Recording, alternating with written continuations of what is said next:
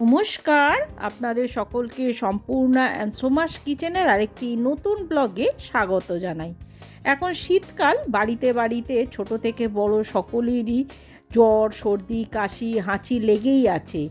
আপনারা যদি এই আমলকি দিয়ে এই আমলাপ্রাশটা একবার বানিয়ে নিতে পারেন, তাহলে দেখবেন জ্বর সর্দি অনেকটাই দূরে থাকবে। তার জন্য চলুন রেসিপিটা দেখে নেওয়া যাক। আমি 1 কিলো আমলকি ভালো করে জল দিয়ে ধুয়ে শুকনো কাপড় দিয়ে ভালো করে মুছে নিয়েছি, যাতে একটু জল না লেগে থাকে। যেহেতু এই আমলকির চ্যবনপ্রাশটা বানিয়ে আমি সংরক্ষণ করব সারা বছরের জন্য, তাই এখানে আমি একটা পাত্র বসিয়ে দিয়েছি গ্যাসে, তার মধ্যে জল দিয়ে দিয়েছি কিছুটা পরিমাণ। এবার এর মধ্যে আমি এইরকম একটা ছিদ্রযুক্ত পাত্র, এইটা যেটা ভাপানো হয়, সেটা আমি এর ওপর দিয়ে দেব। দিয়ে এবার আমলকিগুলো এর ওপর আমি সমস্ত ঢেলে দেব।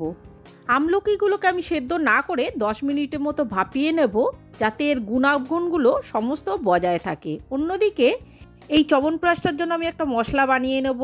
এখানে আমি 2 চামচ মৌরি, 1 চামচ গোলমরিচ, কয়েকটা জয়িত্রী, কয়েকটা এলাচ, কয়েকটা দারচিনি আর কয়েকটা আমি লবঙ্গ নিয়েছি। এবার এগুলোকে একটা শুকনো কড়াইয়ের মধ্যে আমি সমস্ত কিছু ঢেলে দেব। দিয়ে সামান্য একটু নাড়াচাড়া করে এগুলোকে আমাদের ভেজে নিতে হবে। সামান্য এরকম একটু হালকা লাল হয়ে গেলে, ভাজা হয়ে গেলে আমি গ্যাসটা অফ করে দিয়ে এবার এই মশলাগুলোকে আমি এরকম একটা মিক্সির জারে গুঁড়ো করে নিয়েছি।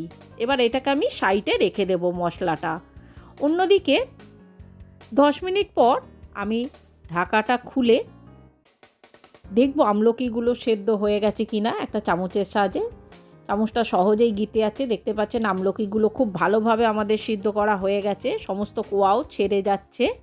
এবার গ্যাসটা অফ করে আমি এটাকে ঠান্ডা করে নেব। সমস্ত আমলকি ঠান্ডা করে নিয়েছি। দেখুন এবার কোয়াগুলো কত সহজে আমাদের ছেড়ে যাচ্ছে। এবার এখানে আমি এই আমলকির সাথে নিয়েছি 500-র মতো আমি এখানে খেজুরের গুড় নিয়েছি, 100 খেজুর নিয়েছি, খেজুর ইমিউনিটি বুস্ট করে। 2 ইঞ্চি আদা টুকরো করে নিয়েছি। এবার আমলকিগুলোকে আমাদের ছাড়িয়ে নিতে হবে। আমলকির কোয়াগুলোকে ছাড়িয়ে আমি দানাটা আলাদা করে দেব।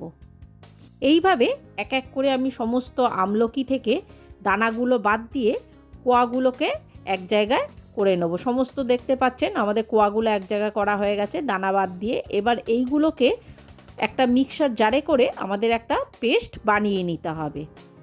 আমি একটা মিক্সার জারের মধ্যে আমলকি, খেজুর আর আদাগুলোকে সমস্ত এক জায়গায় ঢেলে দেব। দিয়ে এটাকে আমি ঢাকা দিয়ে একটা মিহি পেস্ট বানিয়ে নেব। দেখতে পাচ্ছেন আমাদের আমলকির পেস্ট বানানো হয়ে গেছে। এবারে অন্যদিকে গ্যাসের মধ্যে আমি একটা কড়াই বসিয়ে এবার এর মধ্যে আমি 2 চামচ ঘি দিয়ে দেব। 2 চামচ ঘি দিয়ে ঘিটা যখনই গরম হবে, তখনই আমি সেই আমলকির পেস্টটা এর মধ্যে দিয়ে দেব। আমলকির সমস্ত বাটাটা আমি এর মধ্যে দিয়ে এবার খুব ভালো করে 2-3 মিনিট ঘিয়ের সাথে আমাদের আমলকিটাকে ভেজে নিতে হবে। 2-3 মিনিট খুব ভালোভাবে নাড়াচাড়া করে আমাদের আমলকিটাকে সামান্য ভেজে নিতে হবে। 2-3 মিনিট নাড়াচাড়া করা হয়ে গেলে এবারে এখানে আমি প্রয়োজন মতো কিছুটা 1 চামচের মতো আমি বিট লবণ দিয়ে দেব। বিট লবণটা দিয়ে এবার আমি খুব ভালোভাবে বিট লবণটা মিশিয়ে দিয়ে এখানে আমি সেই 500 গ্রাম খেজুরের গুড় নিয়েছিলাম, সেই গুড়টা এর মধ্যে আমি পুরোটাই দিয়ে দেব। খেজুরের গুড় সমস্তটা আমলকির মধ্যে দিয়ে এবার খুব ভালো করে আমলকির সাথে আমাদের এটাকে মিশিয়ে দিতে হবে। এই সময় সমানে আমাদের আমলকিটাকে নাড়াচাড়া করতে হবে, যাতে তলায় ধরে না যায়। সমানে নাড়াচাড়া করে আমাদের আমলকিটাকে, গুড়টাকে একসঙ্গে মিশিয়ে এবার আমাদের এটাকে শুকনো করতে হবে। তো বন্ধুরা, আপনাদের যদি আমার এই রান্নাটি ভালো লেগে থাকে, তাহলে অবশ্যই আমার চ্যানেলটি সাবস্ক্রাইব করে একটা লাইক, শেয়ার আর কমেন্ট করে দেওয়ার অনুরোধ রইল। এইভাবে সমানে নাড়াচাড়া করতে করতে দেখতেই পাচ্ছেন কালারটাও আমাদের চেঞ্জ হয়ে যাচ্ছে। যত এটা শুকনো হবে কালারটা তত চেঞ্জ হবে। সমানে নাড়াচাড়া করতে করতে দেখতেই পাচ্ছেন আমাদের অনেকটাই আমলকির এটা শুকনো হয়ে এসেছে। তো এই সময় আমি যেই গুঁড়ো মশলাটা আমি করে রেখেছিলাম মৌরি, গোলমরিচ আর গরম মশলা দিয়ে, সেই গুঁড়ো মশলাটা আমি এর মধ্যে দিয়ে দেব। গুঁড়ো মশলাটা দিয়ে খুব ভালো করে আমাদের এটাকে মিশিয়ে নিতে হবে। আমলকির সাথে খুব ভালো করে গুঁড়ো মশলাটা আমাদের মিশিয়ে আরও 5 মিনিটের মতো খুব ভালো করে আমাদের এইটাকে শুকনো করতে হবে। যত আমি শুকনো করব কালার তত চেঞ্জ হবে। পুরোই দেখতে পাচ্ছেন কালারটা চেঞ্জ হতে হতে একদম পুরো চবনপ্রাশের মতোই কালার চলে এসেছে, দোকানে চবনপ্রাশের মতো। এবার দেখতেই পাচ্ছেন অনেকটাই আমাদের শুকনো হয়ে গেছে। এটা ঠান্ডা হলে আরেকটু শুকনো হয়ে যাবে। এই সময় আমি গ্যাসটা অফ করে দেব।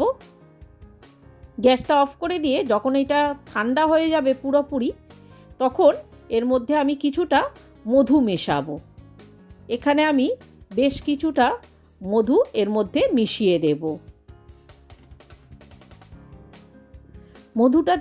মধুটা খুব ভালো করে আমলকির সাথে আমার এইটাকে মিশিয়ে দিতে হবে।